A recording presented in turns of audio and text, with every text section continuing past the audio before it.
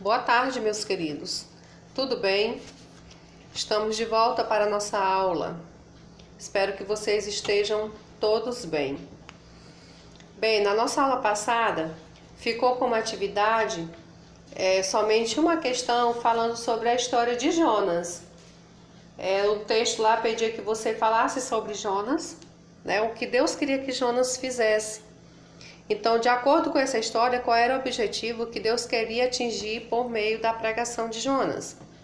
Quando Deus manda Jonas, né, envia Jonas a Nínive, ele envia ele com um objetivo. E qual era o objetivo de Deus, né, com a vida de Jonas indo ali, enviando ele ali até aquela cidade de Nínive? O povo de Nínive era considerado inimigo dos judeus. Era um povo que praticava ações más, né? E por isso eles eram rejeitados pelos judeus. Mas Jesus mostra que o amor dele é para com todos, que o amor dele é para o geral. Ele não faz distinção de pessoas. Então ele envia Jonas ali para fazer uma grande ação. E o que Deus queria que Jonas fizesse? Que Jonas pregasse para aquele povo, para que eles também se arrependessem, né? Deixassem de praticar a maldade. Então, o profeta estava preocupado, Jonas, com seu prestígio e não com o bem-estar do povo, né? Mas, como Deus ama a todos, sem fazer distinção de pessoas, o que Deus queria também era que aquele povo ali estivesse bem. E Jonas, resiste, né? Na verdade, ele quer resistir a esse mandado de Deus, que é de ali onde aquele povo, mas acaba que Jonas vai e faz realmente o que Jesus quer que ele faça, ok? Então essa seria a resposta lá da primeira questão da atividade de vocês. O objetivo de Deus era resgatar aquele povo das maldades que eles faziam, porque ele também os amava a todos de uma forma igual, certo? Então vamos lá. Na nossa aula de hoje, esperança de salvação é o nosso tema de hoje. Esperança. Quando falamos de esperança, é algo que nós temos, né, guardado.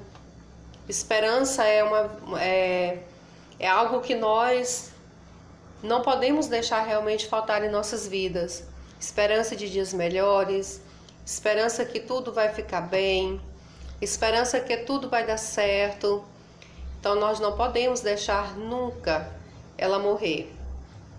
A frase de abertura diz o seguinte: faz escuro, mas eu canto porque amanhã vai chegar. A frase ela é estimulativa, né, para que nós sejamos otimistas, mesmo que estejamos passando por problemas, por dificuldade, temos esperança de que o amanhã será melhor, de que o amanhã vai chegar com novas expectativas, né, para cada um de nós, como dias melhores, com ações melhores, enfim.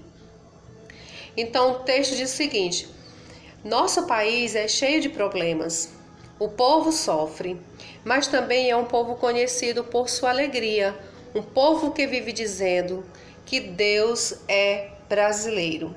Hoje, nesse ponto mostra realmente, né, que meio ao sofrimento, que meio às dificuldades, que meio aos momentos difíceis que estamos passando, que está acontecendo no nosso meio, nós temos fé, nós temos esperança de que tudo isso vai passar e de que algo bom vai acontecer, vai chegar, que esses problemas serão resolvidos. E o ditado é realmente sempre, né, que as pessoas falam: Deus é brasileiro. Então Deus olha para cada um de nós. A nossa situação ela só é permitida até onde Ele quiser, né? Ele não nos dá um fardo além daquilo que nós não podemos carregar. Então, em Deus é que está a nossa esperança. As dificuldades, os sofrimentos, passamos, porque até Jesus passou, né? Até Ele passou dificuldade, até Ele passou sofrimento. Então, nós não somos melhores, nunca seremos melhores. e por isso nós temos fé, nós temos esperança, né, dessa salvação, que vai chegar um dia, que vai amenizar a situação. O próximo ponto.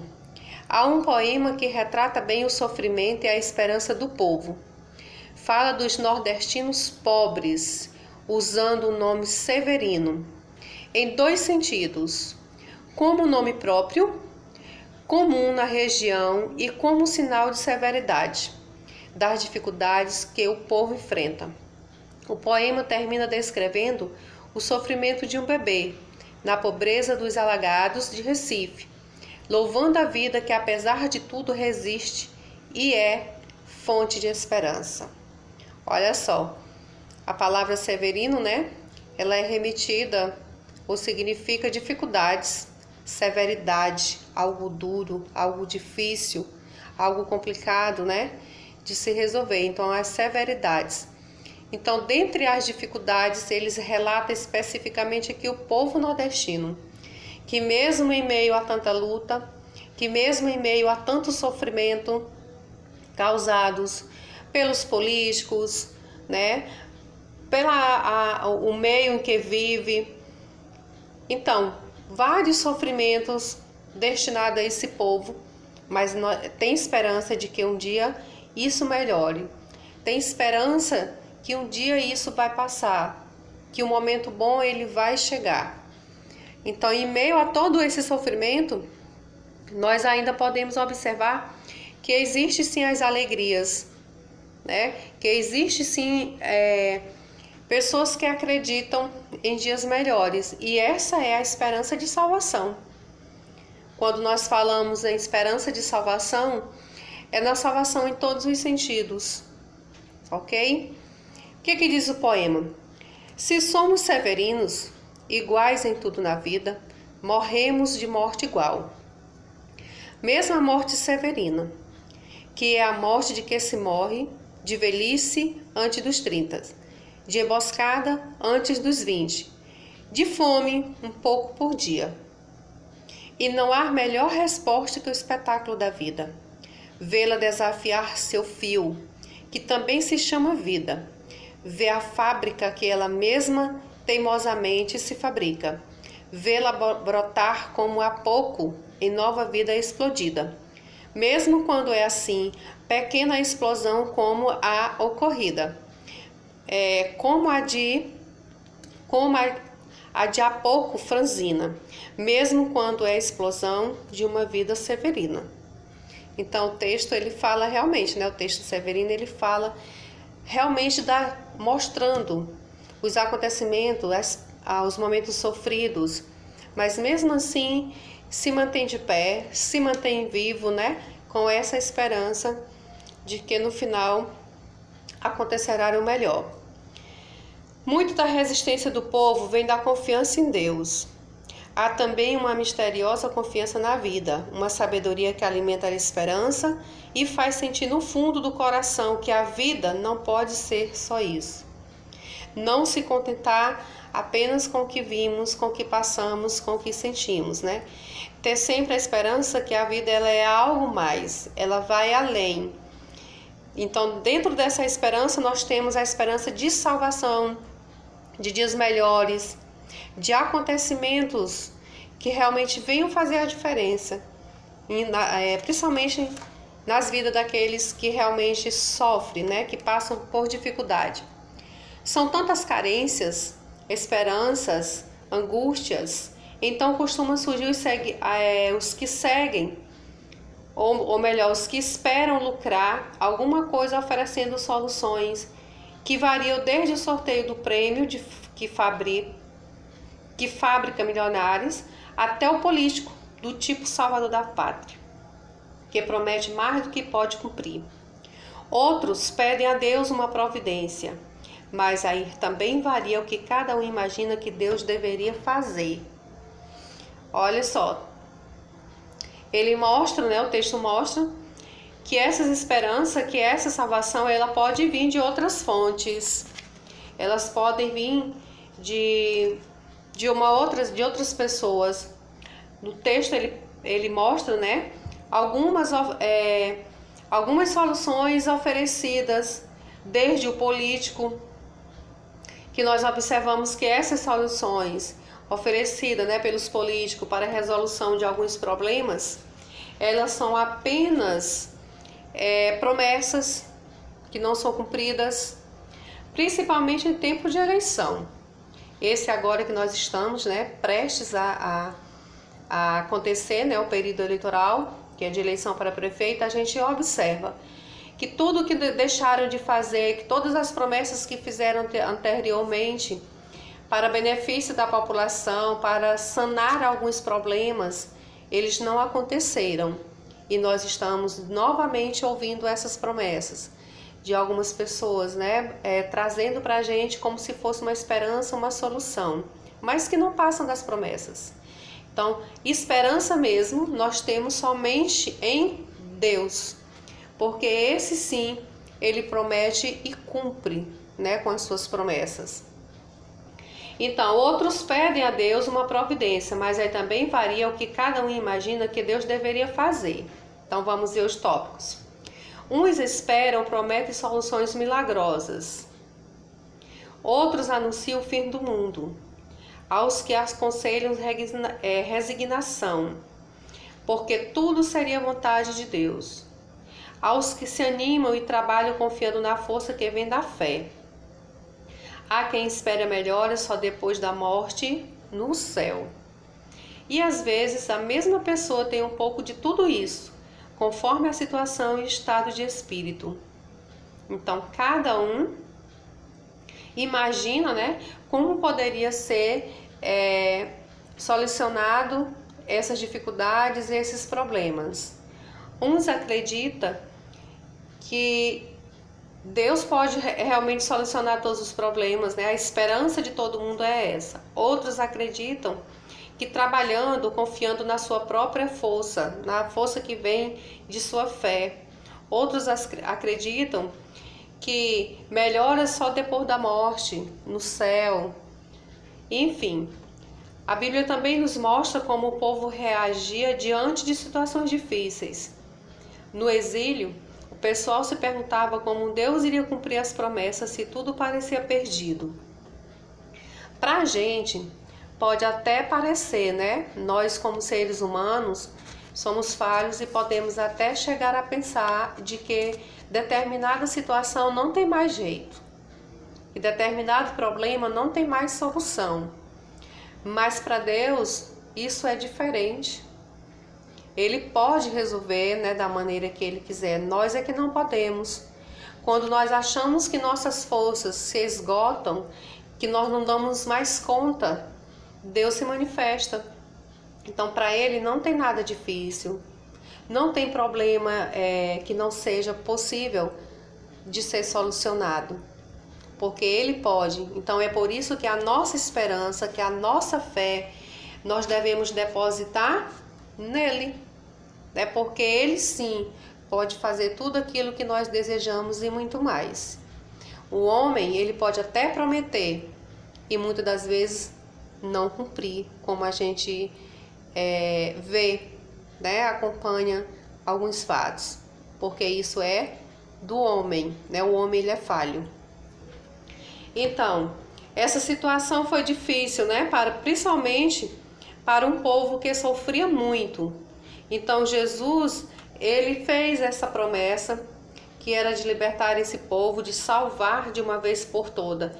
E essa esperança o povo tinha quando foram libertos do Egito. Então, era uma promessa que Deus fez para eles, que era de tirar de uma terra de sofrimento e dar para eles uma esperança de vida melhor. E foi cumprido a promessa, né? Embora não chegou todo mundo ali naquele local, por desobediência, mas muitos conseguiram ver a promessa acontecendo. Porém, nem todo mundo pensava do mesmo jeito a respeito do Messias. Se um repórter conseguisse entrevistar o pessoal naquele tempo, receberia respostas bem diferentes. A pergunta seria a seguinte: e como será o Messias que vocês esperam? Bem, biblicamente, nós vimos alguns versículos dentro da Bíblia, né? como que as pessoas esperavam que Jesus fosse, como ele era. Então, nós temos alguns dos profetas que anunciavam realmente como eles viam, como eles esperavam que Jesus fosse. Então, Jeremias diz o seguinte: vai ser um grande rei, como Davi, e vai fazer nosso povo ser respeitado por todas as nações. Então, essa era a esperança de Jeremias, né? O próximo foi Daniel. O que Daniel diz? Vai chegar com a força da glória de Deus, com muito poder, como o filho do homem, isso está lá em livro de Daniel. O que disse Miqueias, né? O profeta Miqueias. Então, vai inaugurar um tempo de paz, acabar com todas as guerras, depois dele só felicidade, paz, fartura. Isso era o pensamento de Miqueias, né? Isso é o que Miqueias achava do Cristo, que ele esperava do Messias. Então, o que eles tinham? O que eles mostravam aqui nessa fala deles? Eles mostravam esperança. Esperança que ia aparecer, né, o Messias, que ia fazer tudo isso acontecer na vida deles. Trazer dias de paz, trazer solução de problemas, né, trazer esperança para aquele povo que tanto sofria. Então, nossos entrevistados citaram a Escritura Sagrada para justificar a imagem que tinha de Messias. Possivelmente eles estavam pensando lá em Deuteronômio, né? Todas essas referências bíblicas são mais algumas coisas que nós podemos ver para comprovar o que eles esperavam do Messias. Havia, porém, nas mesmas escrituras outras descrições do ungido de Deus, que não fazia tanto sucesso no meio do povo. Falava de alguém que viria para servir sem glória entre os mais desvalorizados, assumindo grande sofrimento, por exemplo. Como diz o próprio texto, ele era desprezado e abandonado pelos homens. Um homem sujeito à dor e familiarizado com as enfermidades, como uma pessoa de quem todos escondem o rosto, desprezado, não fazia nenhum caso dele. Olha só, até ele, né, até Jesus passou por esses momentos difíceis, onde as pessoas rejeitavam, onde elas desprezavam, onde elas não davam valor. Então isso mostra que nós não somos diferentes, né? Nós passamos por estes momentos, passamos por essas situações e que às vezes chegamos até a desanimar pela situação, pela dificuldade que nós estamos enfrentando, passando, achando que não tem mais jeito, achando que ninguém nos vê. Mas nós temos sim, né? Deus é a esperança. Ele é a nossa esperança. Então, meus queridos, nossa aula fica por aqui. O nosso assunto continua na nossa próxima aula. E aí sim, ao finalizar na próxima aula, já vou deixar a atividade para vocês. Tudo bem? Então, até a nossa próxima aula.